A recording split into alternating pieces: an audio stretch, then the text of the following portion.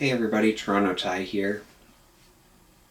Ordinarily this channel is all about theme parks, having fun, and, of course, thumbnails featuring Major Mac and the Peanuts gang. So, I wasn't sure about making this video. I didn't want to get political, speak about something I can't directly relate to, or seem to somehow take advantage of the current situation playing out in countries around the world. Interestingly enough, these seem to be many of the same reasons Charles Schulz was hesitant to introduce Franklin, the first black character, to the Peanuts comic strip back in 1968. Long story short, Schulz recognized he had a platform which could reach a large number of people, so he used it to spread a message of inclusion, which was, perhaps unsurprisingly, met with calls to stop from newspaper editors, telling him they didn't want racial integration portrayed in the comic strip. I was originally thinking I would do a video about the history there, but ultimately I decided to just be open, honest, and speak to my own experiences using my platform, as small as it may be, to spread my own message of inclusion. And forgive me for reading off of a pre-written script, but I tend to ramble when I when I go off book.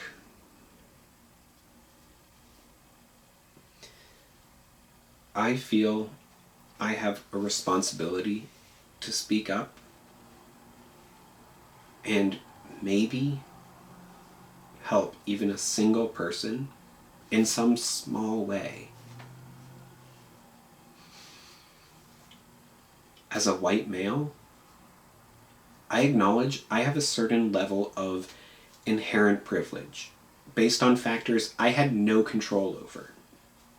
I was born this way, and I have no other experience to compare it with.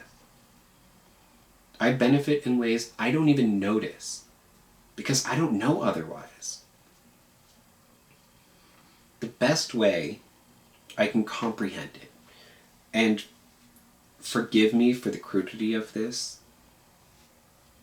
but it's by relating it to my own experience walking down the street, specifically when there happens to be a young woman ahead of me. I start to feel anxiety over how I may be perceived. I start thinking, please, don't think of me as some creep who's out to get you. I never want to be perceived that way. But I don't have a choice.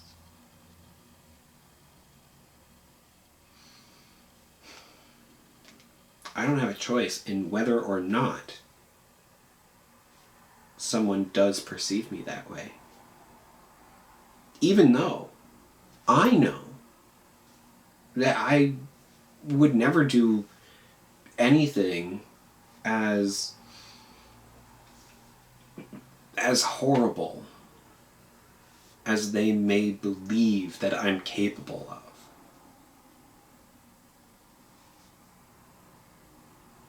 And I'm sure there are some women, perhaps many women, who have a related anxiety toward me walking behind them, regardless of how far back I am or any other factors. The smallest details can accentuate that feeling. My eyes are very sensitive to light, so I often wear sunglasses even on very overcast days. But because the other person doesn't know my reasons, they may start making assumptions or associations as to why I'm wearing them. And all of a sudden, this guy who, is maybe wearing a hoodie or a leather jacket, headphones, sunglasses, mouthing things to himself, because I tend to sing along to, or at least mouth along with lip sync to the music that I'm listening to. It can come off as a little bit creepy, I'm sure. The way I'm dressed, the way they're dressed, the pace each of us is walking. It can cause intense anxiety for me, and I'm sure extreme anxiety for them. And I am generalizing here because I'm not always thinking about this any more than a female jogger may. But the fact is, my mere presence can create a certain discomfort that I don't feel is necessary. But it's not up to me.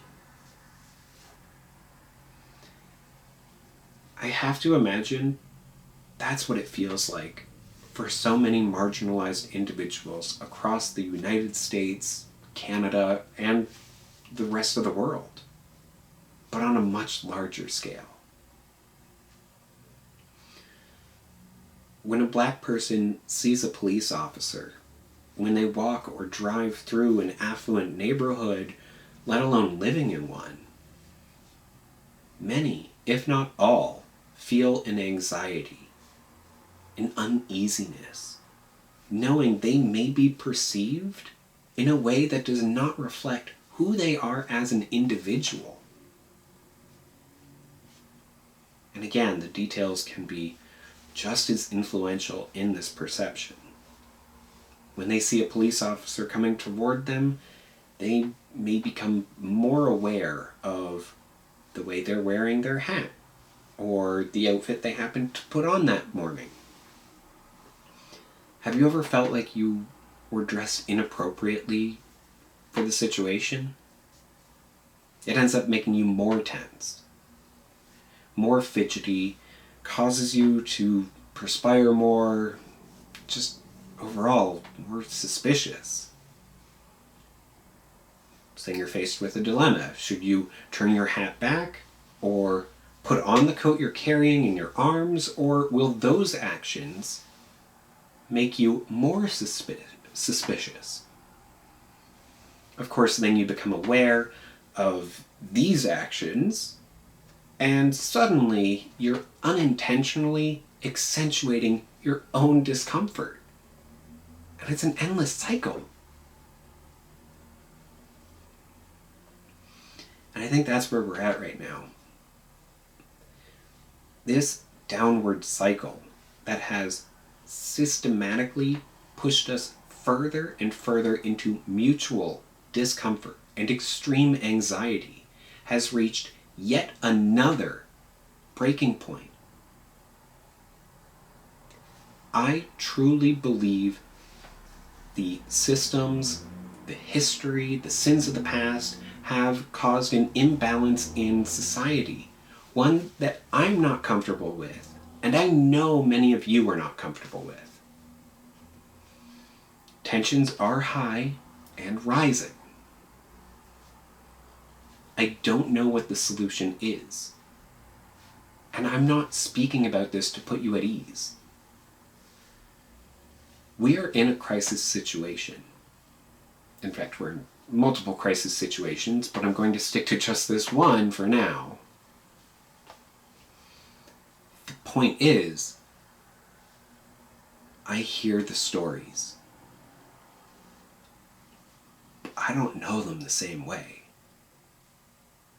My earlier example is surely a paltry one, and I wouldn't be surprised if people take issue with my comparison.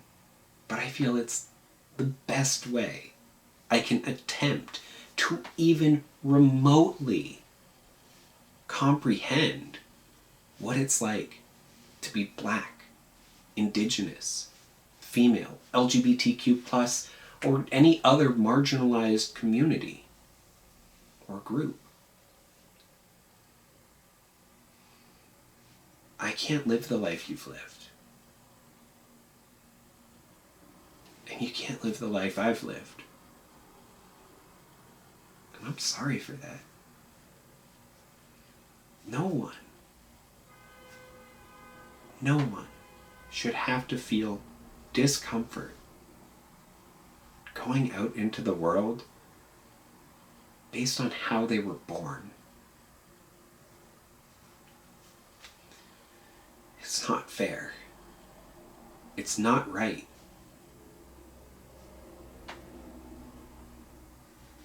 And I hope it can change. And I hope it will change.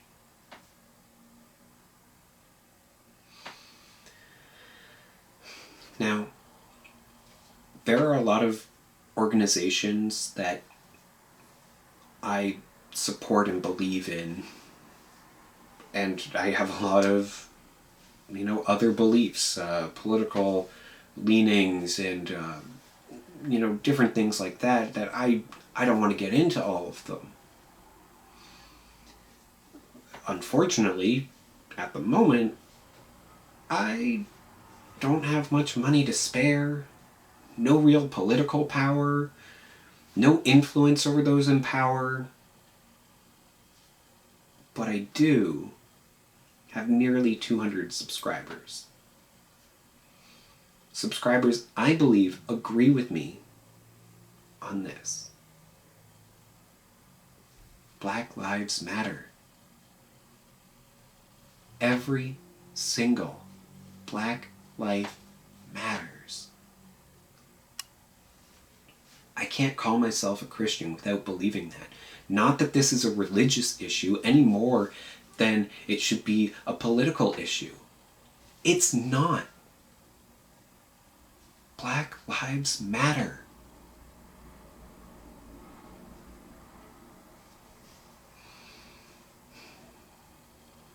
I've spent many mornings feeling the tears well up as I hear and see the blatant atrocities happening in this day and age. I mourn with every family, every individual who has lost someone to senseless hostilities by those positioned in a position of power. Senseless hostilities. Senseless.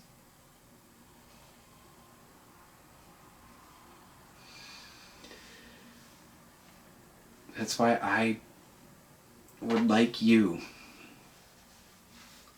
all 200 of you, nearly, to please support the organizations listed below in the description. And of course, educate yourself. Learn why this is happening if you don't already know. Learn what you can do. I'm not an expert in how to fix the world's problems. And based on what the world looks like right now,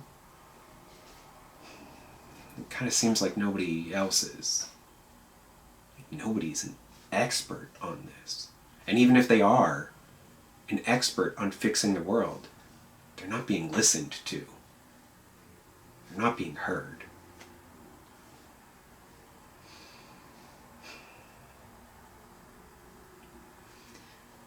What I do know is that there are both immediate and long-term efforts that need to be undertaken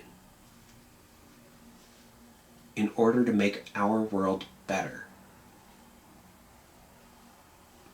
Supporting the organizations below and educating yourself can help with both the long-term and the immediate needs. And I'm not saying if any of these organizations reach a certain level, everything will be fixed. I really hope we don't go back to what normal was. I'm just saying it will help. It will move us in the right direction.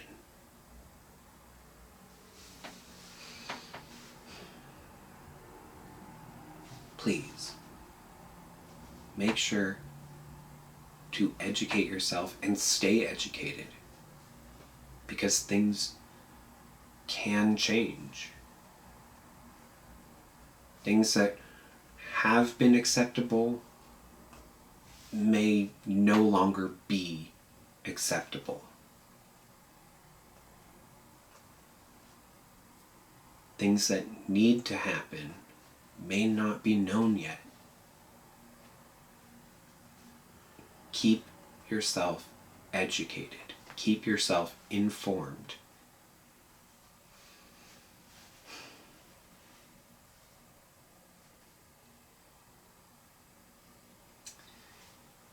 Thanks for watching or listening, and remember to stay safe, be good to each other, and do whatever you can to bring about the change you want to see in the world. Until next time, which I hope and pray will be under different circumstances, have a good one.